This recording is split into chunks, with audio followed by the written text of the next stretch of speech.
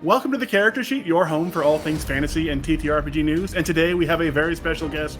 We've talked about the game he's responsible for, the game that he's led for quite some time, the Cosmere RPG, the record-breaking Kickstarter. And today we have Johnny O'Neill from Brotherwise Games to talk all things Cosmere RPG as we get ever closer to that launch date. Johnny, thank you so much for joining us. Yeah, thanks for having me. And then let's start by this game hit playtest a while ago. It was on Demiplay Nexus. People have had a chance to make some characters and experience the rules.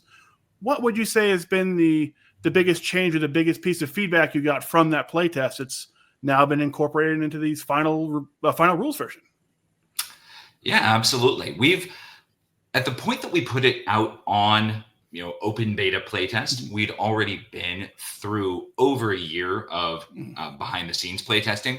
So that was, compared to something like maybe Daggerheart, where they were a little earlier in the process there, we kept it behind closed doors for longer, but with a really large group. And that's one of the advantages of having something as popular as the Cosmere as an IP, because we knew we'd be able to recruit people and get, sort of turning people away during that playtest period. And still get tons and tons of data. Since then, there have definitely been tons of adjustments to individual talents, and various numbers have been balanced, various subsystems have been optimized.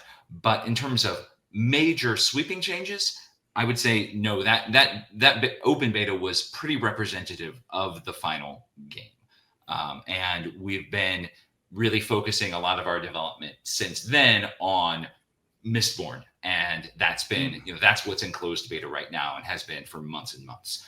So that's where we are in our life cycles, where by the time we got to Kickstarter, we were pretty close to ready to, get these books out to the printers. We had about sort of 3 months of kind of final adjustments and things like that before we had to start going into the actual final layout stages of things. Awesome. So yes, if you've played the playtest beta, there may be individual tweaks here and there, but it's all things done to kind of make the game better, to slightly tune it, and you have experienced the system of the Cosmere RPG at that point, and Stormlight specifically. Yeah, like just as an example, one of the last closed beta changes we made was to the way that damage reduction works in our system. Deflect, as well as just sort of damage dealing and defenses and things like that. That was a real focus of some of our final closed playtesting, and we were looking at that really closely once we went into the open beta. So the open beta generally confirmed what we were doing. We did tweak numbers here and there, and that's we just found that's an example of a place in game design where a single numeral change can be surprisingly impactful. Yes. Like deflect values between 1 and 5 have a huge impact on the game, which isn't what you'd necessarily think when you're sometimes dealing 20, 30 damage in a single hit in this game. So but those deflect values are something that we fine-tuned a lot of the adversary profiles and things like that. We're also doing a lot of testing of the adventure as part of that, and that was something where we were able to really tune the adventure and get I think more playtesting on that adventure, Stonewalkers, than the vast majority of big published adventures. So we've talked to other folks who have worked on big published adventures, and the amount of playtesting we got on this and feedback we got on this, I think was pretty industry leading. We were really lucky to get a lot of people playtesting this. Yeah, in fact, the last interview we did here, we talked to a lot of the Stonewalkers dev team, and they were saying that they had been working on it for something like 2 years at that point. It had been quite a while. And that's, like you're saying, that's to give a frame of reference for the industry without speaking to specifics. Something, a large publisher coming out with an adventure module, that module often goes from conception to print well under this, in a year, sometimes an even more compressed time frame. This had a lot of time and love, and it's had the input of someone like Brandon Sanderson. So how much input does he have on things like the adventures? And I'm certain on the lore of, Roshar when you're talking about Stormlight. Yeah. Brandon has had a lot of impact on this RPG. I think, from the very beginnings of discussions on the RPG, he had strong opinions about what he wanted to see in a tabletop RPG based on his books. He is a lifelong gamer. His current schedule doesn't really allow for him to play a lot of TTRPGs. He says it sort of uses the same part of his brain that he needs for writing novels, versus maybe like something like video games, which he can still do to kind of chill. But during his decades of playing RPGs, he played just about every system you can name.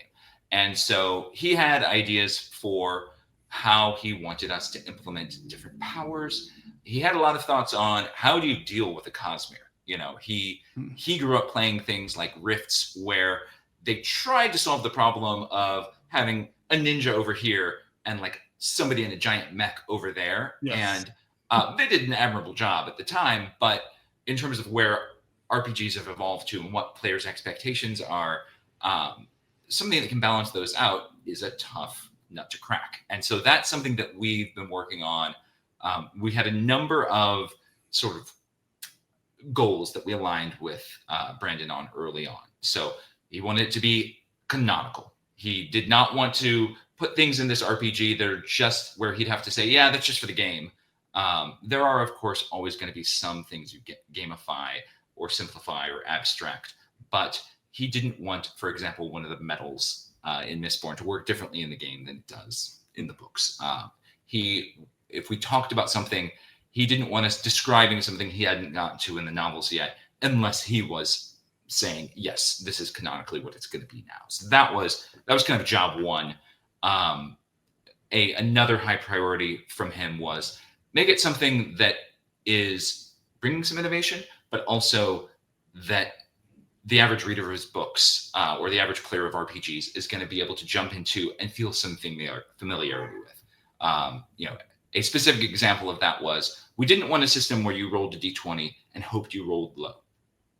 There are great games where that's the system, but for this, we want getting a natural 20 to be a good thing, right? Getting a natural 1 to be a bad thing, because we know when you're starting with a licensed RPG that's already like a little bit of a hurdle to like get your friends to play this, right? And we want the other aspects of it to be like, hey, don't worry, if you've played D&D, you know the basics of how to play this game, but there's a lot of cool things about it that enhance the game. But we didn't want to be kind of completely starting from scratch. And that came straight from Brandon. It was something I strongly agreed with.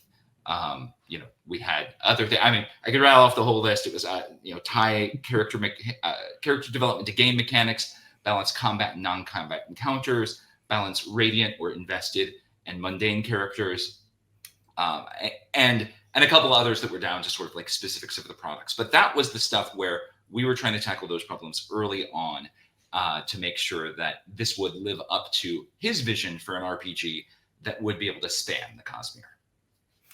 And I think a way you did that, I think it's very interesting. That's very unique to the Cosmere RPG is the way you introduce your class system, which is the path system in this, because it helps you get around what I like to call the Star Wars galaxy problem of when you have people like a Radiant or a Shard Bearer, and then or in Star Wars Galaxy when you had a Jedi. How do you balance that against in Star Wars Galaxy like a smuggler or just some poor guy on the street? But in this one, can you talk a little bit more about maybe some of the paths we haven't seen yet, and then how those paths sort of all exist in the same complementary power structure where one doesn't feel, a Shard Bearer is a powerful character, but at the same level, there's so many other paths that can compete with him, but it still feels like you've nailed the tone of it all. Yeah, that's there's a couple things that we did to make that work. And it's funny you mentioned Star Wars because Brandon's a big Star Wars fan. He played the D6 Star Wars RPG for years. I've played every version of Star Wars. Shout out to West Side Games for that one. That's right. And West End. And they West End, sorry. I mean, West Side, it's good too. But the systems there all made various attempts to balance Jedi and non-Jedi characters. And I do think that one of the strongest attempts to do that is the most recent from Fantasy Flight that uses talent tree based systems. And so the first people I reached out to work on this RPG were Andrew Fisher and Max Brook, who were really talented game designers from Fantasy Flight who had worked on that system. Because I knew they'd addressed some of the same challenges before. And even something like a shard blade and a lightsaber both have sort of similar impacts in gameplay, right? And we knew from the beginning that the Cosmere RPG would need to one day grow into the spacefaring, blaster wielding, starship piloting side of the Cosmere that Brandon is slowly but surely building up to. And so with all of that in mind, we did a few things. So one is that, you referenced our talent trees, and as kind of like the key DNA of character development, talent trees are pretty essential to how we build things. So every time you gain a level, you can progress in any of the available talent trees. We've tried to make multi-classing, multi-pathing be the default way of building a character.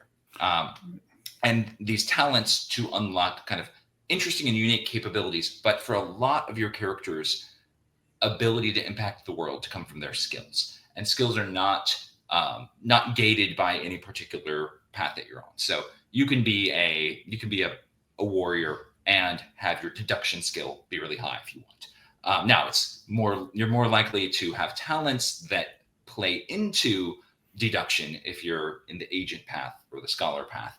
But that was one thing we did to make sure that we really built in kind of multi-classing and different types of characters from the outset.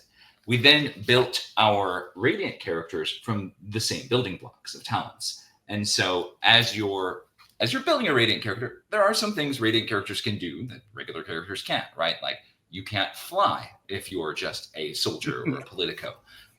But your ability to impact the game is still really substantial. And kind of another thing we did was we tried to dial up the impact of non-magical abilities.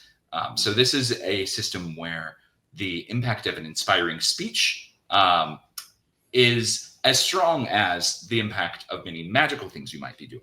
And that feels right in gameplay. It works right kind of mechanically.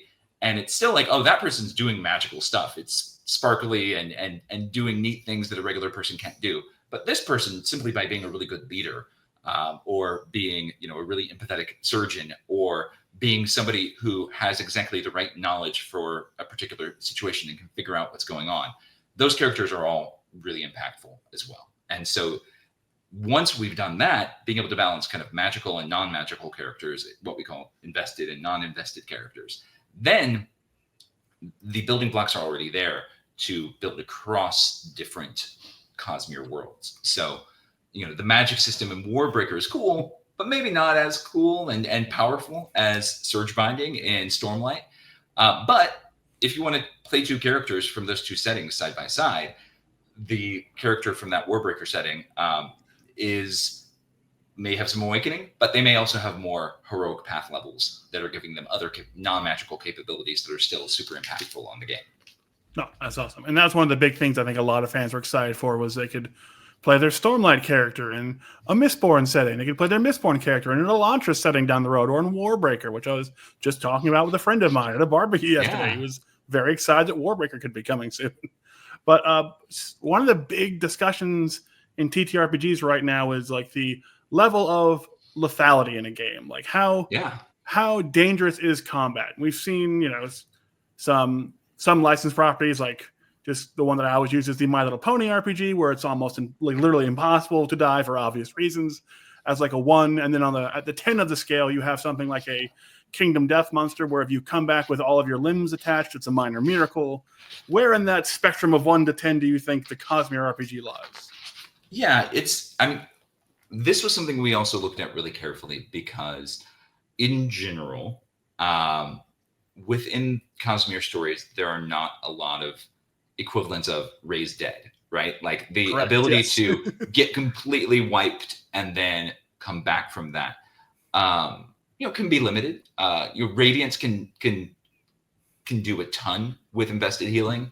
In Mistborn with ferrochemical gold, you can come back from just about anything. Yeah. But what we were looking for was for combat to be really meaningful at kind of the encounter level, what we call scenes. So within a particular scene, we want the risk of your character being knocked out to be pretty high.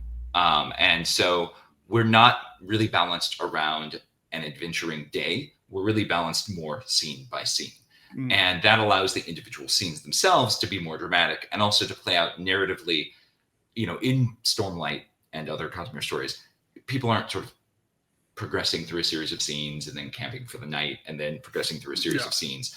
Often confrontations will build to one really meaningful day or one really meaningful event, and boom, you have that big battle. And maybe that battle itself qualifies as 2 or 3 scenes, but it's not the sort of classic D&D structure. So having things be more scene-based was part of this. But also it replicates a little bit more the way we see things play out in most fiction, which is that individual scenes where somebody can get shot or knocked out or taken out of combat. Those are really cool, fun, dramatic scenes to watch. And so, again, similar to Star Wars, where a lightsaber or a blaster can do a lot of damage in a particular moment, weapons and attacks in the Cosmere RPG can do a lot of damage, and somebody can be taken out of a fight pretty quickly. Having said that, health in this system it represents your stamina, your ability to avoid injury or sort of take minor hits without dying and without sustaining significant injury. And so it's really when you get to 0 health, that's when you get knocked out, that's when you get injured.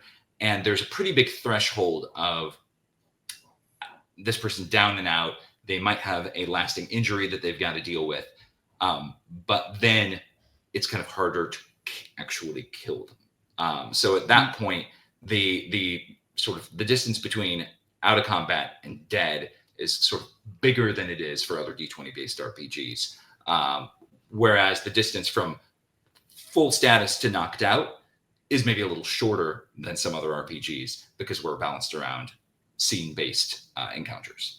Gotcha. So you're more likely to run into consequences in a combat, but that consequence doesn't always have to be death. It could be an injury, or there are other things that can happen to you that are not great. Yeah. Don't simply involve. We've still got we do have short rests and long rests that people would be sort of familiar with. We've still got some pretty meaningful abilities in terms of healing and all of that, but it's a notch closer to being like a superhero RPG as well, in terms of how that works out, because a lot of the magic in the Cosmere is similar to superpowers, and there are say somebody, either an adversary or a PC, is a gold alchemist and can heal from just about anything. Well, suddenly you fight that person the way you'd fight Wolverine. You try to restrain them. You try to get them unable to help their allies and things like that, even if you're not actually going to try to kill them. So there's a lot of, when it comes to how you adjudicate certain things like characters who are really hard to kill, we've got some good GM advice in terms of how you exploit other weaknesses they might have. Amazing. And then one of the other ways that things kind of get modified is one of your specific mechanics, which is the plot die. And people, I think the last time we talked about it, people asked a few questions about the plot die and if there's any mechanical difference at all between that and like the Stormlight or the Void Light or the Lifelight die. But if you just want to speak to how the plot die works and if there's any difference besides cosmetics to the various flavors. Well, I can say that the different dice types that are available in the Kickstarter and that will be available at retail are really just aesthetically different. So every plot die has the same faces. These are just themed around different colors. And in Mistborn, there'll be a metallic plot die, that kind of thing. That makes a ton of sense. So with the plot die, what we have going on that we're really excited about is we have sort of your classic D20 roll, where it's a D20 plus modifier against a DC to try to succeed. But for about a third of rolls that are risky or plot crucial, or are cases where the person's being especially in character, the GM can say, raise the stakes and give you the plot die. And the plot die is from a gameplay perspective, like you generally rather have the plot die on your roll than not, because you could get a blank result and it doesn't change the roll. You could get an opportunity, which means there's a positive plot twist associated with your action. Or you can get a complication, which means there's a negative plot twist. But if you get a complication, you either get a +2 or a +4. And so that means that usually players are excited to raise the stakes. Maybe the only situation where you're not is if it's like an infiltration or a situation where like you're trying to lay low, and complications are going to just obviously bring in situations that you don't want to have happen. For people who aren't familiar, I say that having an opportunity or a complication pop up is kind of like having a critical hit or a critical success or a critical failure on a roll that you didn't make in addition to your roll. So it is in combat, you can use an opportunity the same way you'd use a natural 20 in most D20 based games, like use it for a crit. But I think it's most interesting, like especially in non-combat scenes, when opportunities represent a complication or a opportunity on something that is on a different axis to your roll. So say you're making a roll to try to convince an NPC that they should let you into this fortress, right? You could succeed with opportunity, fail with opportunity, succeed with complication, or fail with complication. And that's why it kind of has to be on two different axes. If you succeed with an opportunity, maybe you both get into that fortress and you spot something that you would have otherwise missed, or a clue is revealed, or somebody thinks you're really important and you're going to be taken in front of, the local high prince. If you get a complication, maybe it's that you've persuaded this person, but now they've also misunderstood you to be, making a romantic advance toward you. And that is going to cause them to start following you around and ask you more questions. Maybe the complication is that you're getting taken in front of the high prince and you didn't want to be taken in front of the high prince. Maybe the complication is just that while you're doing this scene, the enemies are advancing and they've had a success off screen that you tell your players about. So that is a thing that I would say has had the most consistently positive feedback in the Cosmere RPG is this D20 plus plot die mechanic. I find it like it's become so essential to the way I play RPGs that if I'm playing a D20 based RPG, or even I played the Doctor Who RPG recently where it's 2d6, I just bring in the plot die now because rolls feel like hollow without having the plot die in there sometimes. You don't want to use it on every single roll, but if you use it on about a third of rolls, it just makes more things happen in an RPG, more cool things, more dramatic things. And that is a great jumping off point for all the other mechanics in our system. Yeah, and I think that also ties into one of the other things that, and we'll get into in just a minute, are all of the cool stuff you get, the pledge bonuses that show up with your Kickstarter. But one of the things that's in almost all of them are the opportunity and complication cards. And so how do those interact with the die? Are those just basically some preset examples and for the GMs that are trying to kind of get their feet? That's right. So the opportunity and complication cards are something where I got personally involved because I was excited for them. They're completely optional. They're partly a way for new GMs to kind of get a sense of what the level is of a complication or an opportunity, so that you can, which is something you can dial up or down in any game, at any given table, in any given situation. But each opportunity or complication card comes with 3 results that, you can draw one of these cards if you rolled an opportunity or complication and put it on the table. And it gives you an idea for the 3 different kinds of scenes that we have. So a combat, a conversation, or an endeavor. And endeavors are what we call like skill-based scenes where you make a bunch of skill tests, kind of the average RPG scene that's not a combat or a social encounter. And so from there, most of the time, those have been written in a way that they can apply to just about every scene. And again, they're a great way to get a sense of what does an opportunity mean? What does a complication mean?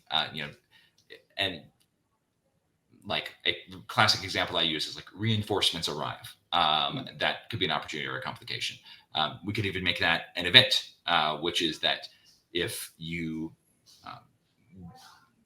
roll an opportunity or a complication, then in a certain number of rounds, reinforcements are going to arrive, or other things that can impact kind of any kind of scene or impact scenes in different ways. Oh, that's amazing. And then I think that's a perfect jumping off point. Like, we've talked a lot about the game. It not only broke records on Kickstarter in terms of funding, it might have broken the record for the largest Kickstarter to currently be on time for delivery the entire time it's been announced. I don't think I've ever seen a Kickstarter above the $1 million mark, let alone the 15.1 million, that is going to hit the consumer at the time it said it was. And that date is coming very soon. So what are some of the cool pledge bonuses and like the finished components that you have gotten, and you just kind of like are like the quality of them looks amazing. Are there any you just want to kind of show off and let people kind of see what they have to look forward to? Well, I will say before anything else, I'm going to knock on wood over here. Yes, as always. I've been doing this for doing Kickstarters for 13 years now, and I would say we've been good on time. We've almost always been like a month or two off, and we have. So for this Kickstarter, I can tell you, we basically took what we thought we could do and we added like another 4 months, and I'm glad that we did, because we didn't know just how long everything would take or what complications we'd have from tariffs and things like that. Yeah. So, but we're now looking great. All of our miniatures actually just arrived in port today, and we're getting ready to pack up and send off all the other RPG stuff. So yeah, let me show it off a little bit. So I've been taking books out of my slipcase here. Something that people got if they got all the books. Here's the Stormlight Handbook, which is, I think, a really beautiful book. This is the kind of thing you can do because you have a Kickstarter, right? You can give it these gilded edges and these, the foil here and the spot UV, and just make it all pop really beautifully. It's got this awesome art by Ekaterina Burmak on the end papers there. We have really nice lay flat binding, so you can put this on the table and not have to hold it down. And just, the amount of art in this book is just wild. So we've got so many talented illustrators working on this game. So many different things that are being depicted in the Cosmere, often for the first time. I just saw an image there that it's a spoiler for the latest book, so I won't linger on that one. But there's a pic by Deandra, another one by Deandra. We've got Lopen on the ceiling.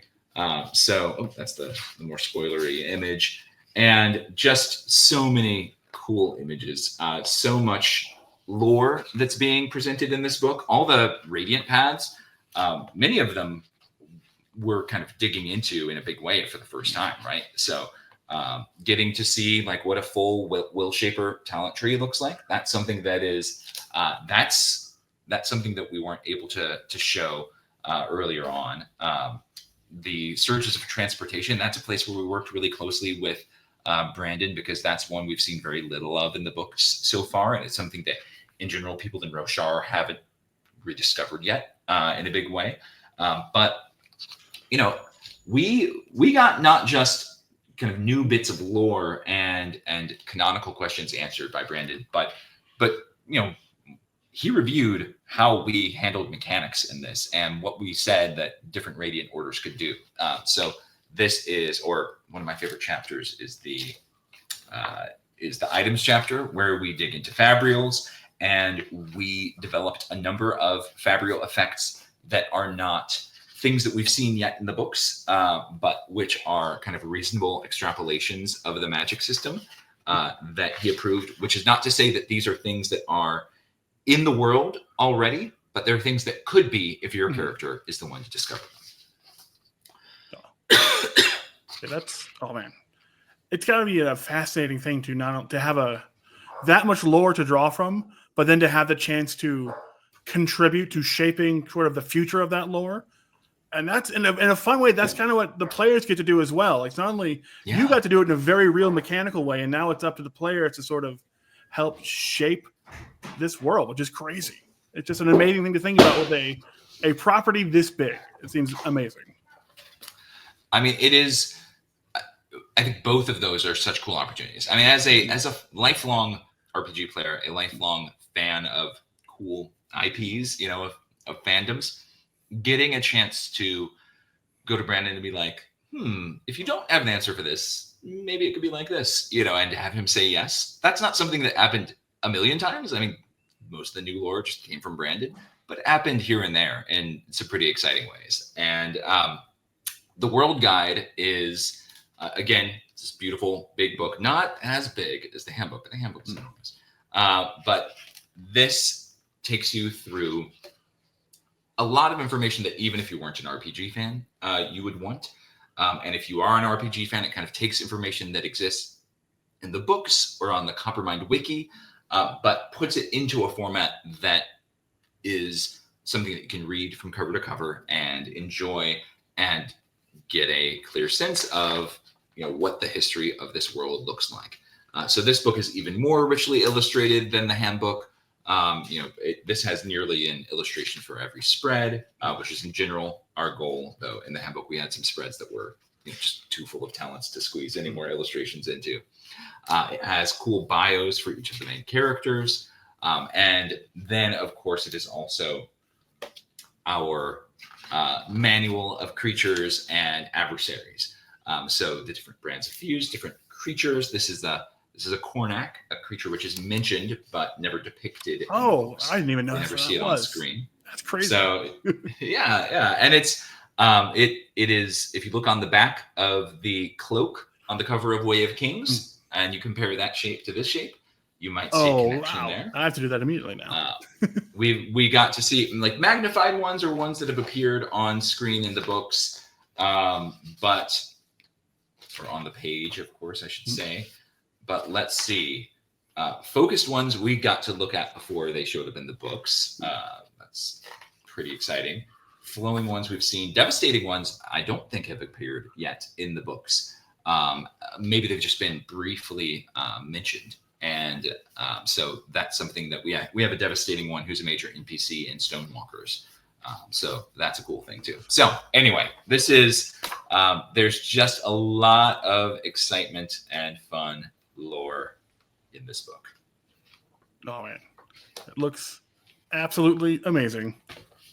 It will immediately be living on my nightstand.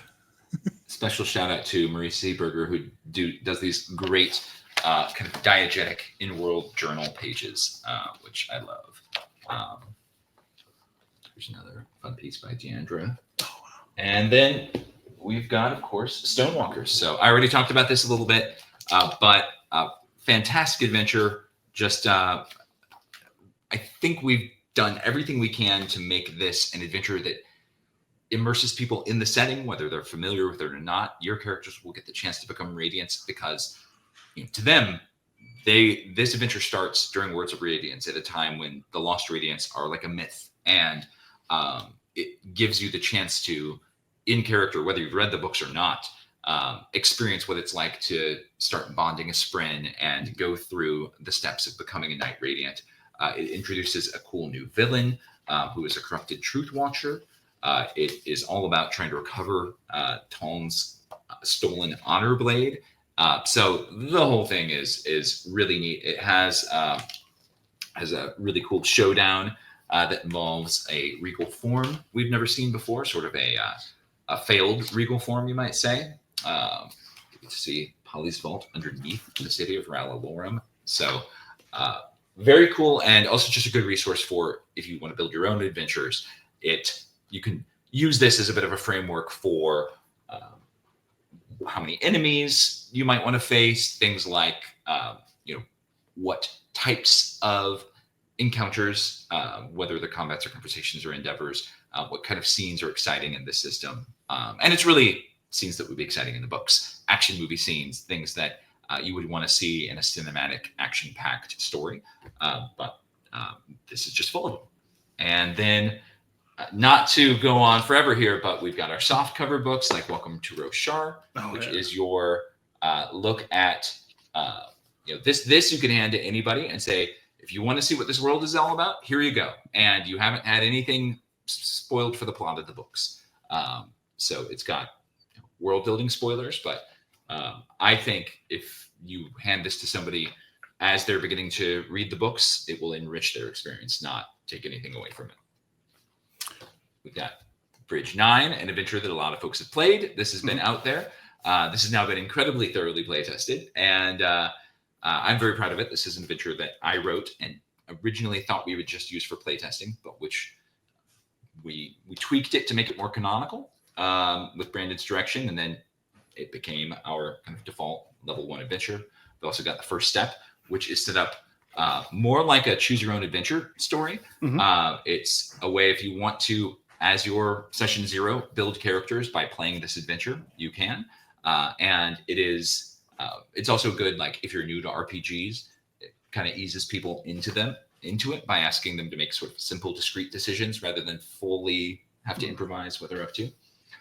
We've got our map folio, we've got all of our tokens, we've got the card sets that we already talked about. So this is a ton of great stuff, but I don't think anything here, we've got our GM screen, but nothing here was just sort of done to be fluff. Nothing is just like an unnecessary accessory. Every one of these things, I think it enriches the experience. And you don't really need any of it except the handbook and either the adventure or the world guide. Yeah, but it's a bunch of things that are going to make your gaming experience better. The map folio, the tokens, which I've seen a little more artwork on, they look absolutely amazing. I love the guide to Roshar is such a great thing if you have like a group of players who, maybe 3 or 4 of you are big, Stormlight fans, but you have 1 or 2 people who've never seen it before. You can literally just pass them the guide to Roshar, and within 30 minutes, they will be on board. They'll be up to speed with what they need to know to start making their character. I've played this system with a lot of people who were unfamiliar with the books, and they had a great experience. I mean, it's the ability to go through kind of the discovery of the world and the discovery of radiant abilities that you see in the first couple books, and do that at the game table is pretty cool. That's been very fun to see, and it's just a good system. I mean, it is there are other systems in the world that are more innovative, but in terms of kind of taking tried and true D20 mechanics, but enhancing them in a lot of meaningful ways that are focused on character development and progression and narrative, I think the team really just knocked it out of the park. And I can't take credit for that, other than that I helped build the team. I helped set some of the initial ideas. I worked on we've talked about all the three things I worked on: Welcome to Roshar, Bridge 9, and the Opportunity and Complication decks. Those were 3 Johnny projects, but really the handbook, the world guide, Stonewalkers, our awesome various supplements. Those are all just from this very talented team of experienced RPG creators who care about this world and this universe and have done their best to make something awesome. Yeah. And if you are like me, one of the 55,106 Kickstarter backers that are waiting for their copy, those will be arriving very shortly, and there could be a digital release even sooner. I will flash up a date on screen if that's finalized by the time our interview. Yeah, it's July 23rd. July 20th. There we go. And then, but yeah, Johnny, thank you so much for your time. And me specifically, I love talking Stormlight. I love talking to Cosmere RPG. I've said that this is one of the best years for RPG releases in my entire life, and this is a big chunk of why for this year. But thank you so much for joining us. And guys, if you somehow have not, go check out the Cosmere RPG on Kickstarter. It's phenomenal. There's you should just look at it just for the sheer details of it all. It's pretty amazing. And then once again, thank you, Johnny. Thank you guys for watching. Feel free to do the liking and the subscribing, and we'll be back with more fantasy and TTRPG news for you tomorrow. Thank you so much.